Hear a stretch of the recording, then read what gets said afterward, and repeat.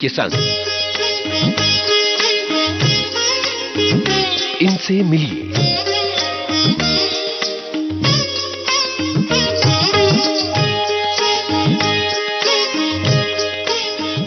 श्रोताओं नमस्कार। इनसे मिलिए कार्यक्रम में आज आपको मिलवाएंगे फिल्म अभिनेत्री यामिनी दास से।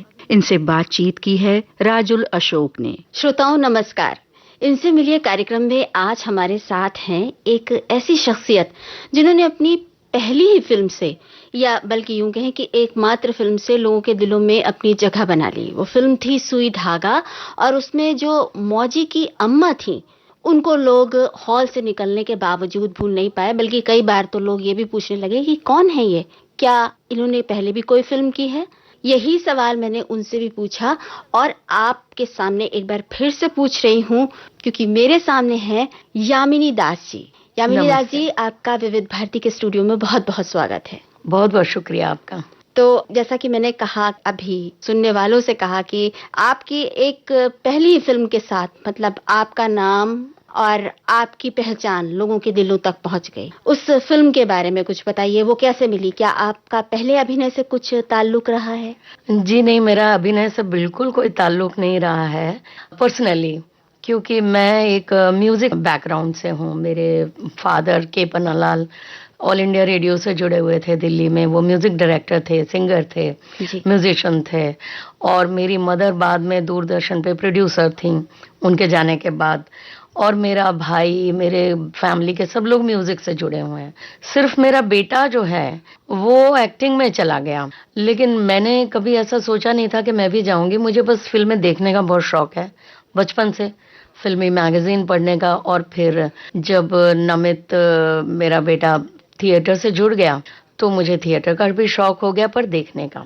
और इसी तरह से कुछ ऐसे उसके दोस्त आते हैं घर पे, तो किसी ने बोला आंटी चलो, हम लोग बहुत मस्ती करते हैं आपस में, तो किसी ने बोला कि आंटी एक प्रैंक शो हो रहा है सोनी टेलीविजन पे, चैंपियन चालबाज, तो आप उसमें हिस्सा लीजिए। तो मैंने उसमें हिस्सा ले लिया, जस्ट ये सोच के कि मस्ती करेंगे वहाँ पे, और बहुत मस्ती की भी। लेकिन वहाँ मैं फर्स्ट रनर अप तक पहुंची। लेकिन मैंने ऐसा नहीं सोचा था कि ये मेरे करियर की कोई स्टार्ट है। वो लगा एक चीज, मस्ती करने आए हैं, चले जाएंगे। बट वो कुछ लोगों को याद रह गया। तो उन नमित के ही दोस्त ने मुझे बताया कि भाई आप एक जगह, एक दूसरी फिल्म का ऑडिशन के लिए मैं गई थी, तो उन बोला था कि वो चाची के रोल के लिए कुछ ढूंढ रहे हैं, तो आप जरा अपनी फोटोग्राफ्स भेज दीजिए। फोटोग्राफ्स भेजी, ऑडिशन के लिए फोन आ गया।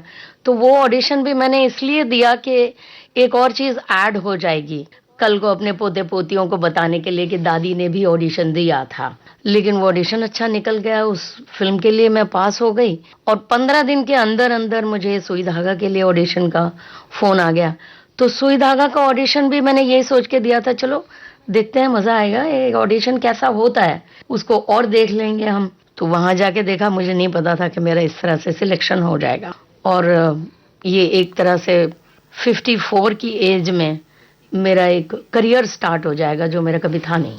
और कमाल का करियर हो जाएगा, बस ऊपर वाले की मेहरबानी रही। अच्छा, अब यहाँ पर सुनने वालों को ये भी तो बताना जरूरी है कि यामिनी दास जी जो अपने एक समृद्ध विरासत लेकर चली है संगीत की, तो उन्होंने जीवन साथी के रूप में भी एक ऐसी हस्ती को चुना जो कि संगीत की दुनिया का एक जाना माना नाम है, चंदन दास जी। जी, चंदन दास जी की पत्नी यामिनी दास जी, इस पहचान से अलग आपकी एक पहचान बनी फिल्म सुई धागा के साथ। जी। अच्छा, ये जो शुरुआत हुई थी, इसके बाद मतलब अब आपका क्या ख्याल है कि अभिनय की दुनिया में कुछ और आगे बढ़ा जाए? मैंने एक्चुअली, क्योंकि मैंने कुछ प्लान कभी नहीं किया अपने लिए, मेरी सारी प्लानिंग्स चंदन जी के लिए और नमित के लिए रही हैं। अगर कहा जाए कि प्रेयर्स भी मैंने उन दोनों के लिए ही की हैं हमेशा। मैंने कभी ये नहीं सोचा कि मैं कभी काम करूंगी।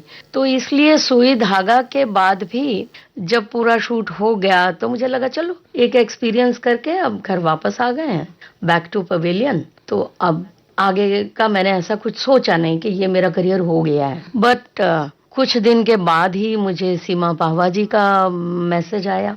उनसे मेरी मुलाकात हो चुकी थी।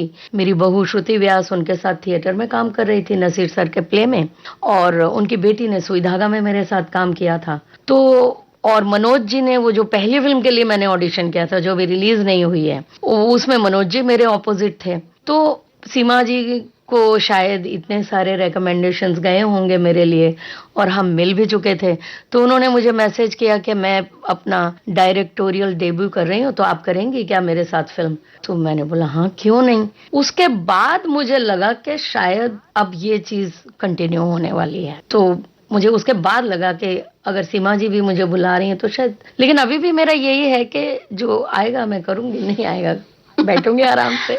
अच्छा, ये तो हुआ अभिनय का मामला, लेकिन जो संगीत जिससे आपका शुरू से ही जुड़ाव रहा है, उसमें कभी कोई मुकाम बनाने की, जबकि आपकी शादी भी एक ऐसी जगह हुई जहां पर संगीत की, मतलब समझ लीजिए कि सुबह रियाज से शुरू हो और शाम रात गाने से खत्म हो, तो ऐसे में आपने गाने की तरफ आपने कोई करियर बनाने की नहीं सोची? नहीं, क्योंकि मैं बचपन से रेडियो वगैरह पे बच्चों के प्रोग्राम में गाती थी, कुछ परफॉर्मेंस भी करती थी, स्टेज पे भी गाती थी। जैसे एक गाना मुझे अभी तक याद है, मक्खी ओ मक्खी ओ मक्खी, जब भी हम कुछ खाने बैठे तू भी उड़ती आई, तू भी उड़ती आई, बिना बुलाए मेहमानों से बिल्कुल ना शर्माई, बिल्कुल ना शर्माई, चीज कौन सी हमसे पहले थी तूने ना चखी, मक्खी ओ मक्खी ओ मक्खी। वाह तो वाह, बस वाह, बहुत खूबसूरत। ये गाने हमने गाए रेडियो पे, तो अलग ही ताल्लुक था। हाँ। लेकिन शादी के बाद मेरा वो जो एक एंथुजियाज्म था, जो एक एम्बिशन था अपने लिए, वो बिल्कुल खत्म हो गया था। क्यों? बस हो गया कि मुझे अपने हस्बैंड को देखना, और फिर मेरा सारा फोकस उनके करियर पे आ गया कि मेरा ध्यान सारा इस तरफ था कि कहाँ जा रहे हैं, क्या कर रहे हैं, उनके लिए गजलें पढ़ना है, गजलें चुनना है। फिर बच्चा आ गया, हम बॉम्बे में थे, बॉम्बे में आए जब मेरा बेटा 1 साल का था, तो उसकी जिम्मेदारी थी, और समहाउ मुझे गाने की इतनी एम्बिशन खत्म हो गई। क्या इसकी वजह ये थी कि दिन भर गाना सुनते रहना, तो अपने लिए गाने का कहीं कोई मन ही नहीं रह गया? इन ए वे, पर जरा अलग से, क्योंकि मैं गाने के ही माहौल में हूँ। तो सुबह से हम रियाज सुन रहे हैं, जैसा आपने बोला, सारा दिन गाना ही चलता है, और मुझे घर पे रियाज करने से या गाना गाने से या अपने दोस्तों में गाना गाने से चंदन जी ने कभी नहीं रोका। तो गाने की कमी कभी महसूस नहीं हुई। बस इसलिए ये तो ऐसा नहीं लगा कि मैं जाके कहीं गाऊं, मैं तो घर में बैठ के गा ही रही हूँ। जब देखते हैं हारमोनियम पकड़ के हम लोग गाना शुरू कर देते हैं। बेटे को भी पहली बार सरगम सिखाई तो मैंने सिखाई, तो मैं सिंगर नहीं हूँ ऐसा कभी आया नहीं ध्यान में। अच्छा यामिनी जी, ये बताइए कि चंदन जी से जो आपका विवाह हुआ, उसके बारे में कुछ बताइए। ये मतलब घर वालों की तय की हुई शादी थी? एक तरह से दोनों चीजें थी। मेरी मम्मी से इनकी मुलाकात हुई थी दूरदर्शन में, तो वहाँ पे मम्मी ने इनको बोला कि भाई मेरी बेटी गाती है, क्योंकि वो मेरे फादर भी गाते ही थे। तो ये इन्होंने बोला ठीक है मैं आऊँगा घर पे, और एक दिन ये आ गए घर पे। तो आए थे तो मुझे गाना सिखाने के लिए आए थे, और मुझे नहीं पता था कि उन्होंने मेरी आवाज़ सुनी और एग्री किया कि ठीक है मैं आके तुम्हें सिखाऊंगा गाना। लेकिन मुझे नहीं पता था कि मुझे भी ये पसंद है और मेरी मम्मी को भी ये पसंद है मेरे लिए। अच्छा। कि वो भी ऐसा ही सपना देख रही थी कि अगर चंदन जैसा दामाद हो तो बहुत अच्छा रहेगा। तो यही बात आगे बढ़ गई और सब चीज़ें हो गई, और मेरी शादी तय भी हुई। तो दूरदर्शन, दिल्ली दूरदर्शन के जो कैफेटेरिया था वहां पे बैठ के मेरी शादी की डेट तय हुई थी। क्या बात है। वहीं पर मुंह मीठा कराया गया कैफेटेरिया जी से? बिल्कुल। मैं आइसक्रीम खा रही थी और मेरी मम्मी और चंदन जी और इनके दोस्त थे बहुत बड़े शायर अमीर गजलबाश, उन्होंने मेरी मम्मी को बोला कि अभी बहुत देर करने की जरूरत नहीं, बस इस डेट को दे दिया 12 मार्च शादी कर दो। अच्छा। और बस इस तरह से डेट फिक्स हो गई।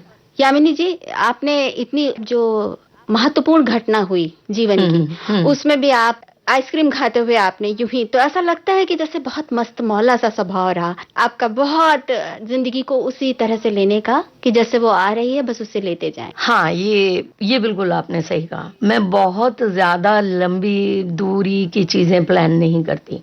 जो आता है सामने, जो है, जो मोमेंट है, उसी में डील करना है। सिर्फ ये बात जरूर थी इसमें कि चंदन जी जब हमारे घर आना शुरू हुए तो 15 दिन के अंदर अंदर मुझे पता चल गया था कि मुझे अपनी जिंदगी इस आदमी के साथ बितानी है। मुझे वो बहुत पसंद है और मुझे पता था कि अगर या तो इनसे मेरी शादी होगी और या फिर मैं पूरी जिंदगी इनको जो है मिस करूंगी, मुझे पता था। तो वो एक अंदर की चीज होती है जो मुझे 15 दिन के अंदर अंदर पता चल गया। ना मैंने मम्मी को कुछ बोला, ना मैंने इनको कुछ बोला। उस वक्त आपको याद है मैं तो सिर्फ 16 साल की थी जब ये जिंदगी में आए। तो बस वही एक बात थी जो है मैंने सोच के रखी थी, पर उसके बाद बहुत ज्यादा लंबी चीजें मैं नहीं सोचती। अच्छा, तो गाना वाना कुछ सीखा या नहीं? मैं तो तब से इनसे सीख ही रही हूँ।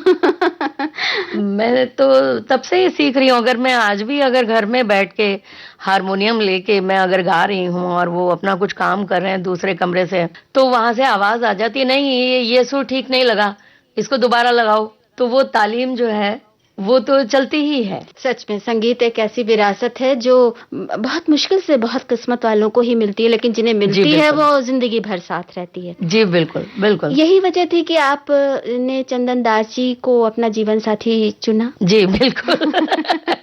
क्योंकि जब से एक हस्बैंड का कॉन्सेप्ट एक लड़की के दिमाग में जब आता है, तो मेरे दिमाग में जो हस्बैंड का कॉन्सेप्ट था वो यही था कि वो गजल गाएगा जैसे मेरे फादर गाते हैं और वो बहुत हैंडसम दिखेगा। और चंदन जी उसमें पूरी तरह से फिट बैठ गए। तो बस बहुत पर्सनल बात पूछ रही हूँ, कभी ईर्ष्या नहीं होती थी क्योंकि वो हैंडसम दिखते होंगे तो उनकी बहुत फैन मेल होगी? नहीं, ईर्ष्या क्या, ये तो प्राउड की बात थी कि जो फैन मेल है लेकिन वो आदमी तो मेरा है। अच्छा, जैसे ऐसा होता है कि कोई कवि जो है उसकी शादी होती है तो पत्नी कहती है कि मेरे लिए कौन सी कविता लिखी है, तो ऐसा कोई गीत जो कि खास तौर से चंदन जी ने आपके लिए कोई गजल आपके लिए कंपोज की हो और आप और वो दोनों मिलकर साथ गाते हो?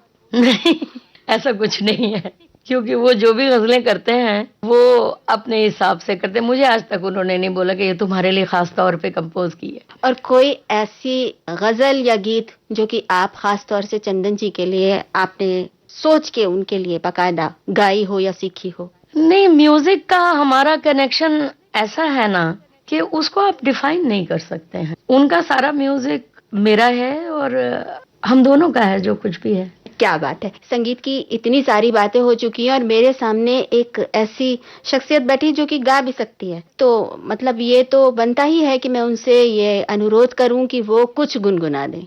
चंदन जी की एक गजल मुझे बहुत पसंद है। मैं थोड़ा गुनगुनाने की कोशिश करती हूँ क्योंकि मैं रियाज नहीं करती हूँ तो गला कभी चलता है कभी नहीं चलता है, तो आप माफ कीजिएगा। आखिर ख्याल अपना बदलना पड़ा हमें, आखिर ख्याल अपना बदलना पड़ा हमें, दुनिया के साथ साथ ही चलना पड़ा हमें। क्या बात है, बहुत खूब। इनसे मिलिए कार्यक्रम में फिल्म अभिनेत्री यामिनी दास से राजुल अशोक की बातचीत का पहला भाग अभी आपने सुना। इसका दूसरा भाग अगले हफ्ते। इस कार्यक्रम में तकनीकी सहयोग रहा महेश वर्मा का। कार्यक्रम के प्रस्तुतकर्ता जुबैर खान। अब इजाजत दीजिए, नमस्कार। इनसे मिलिए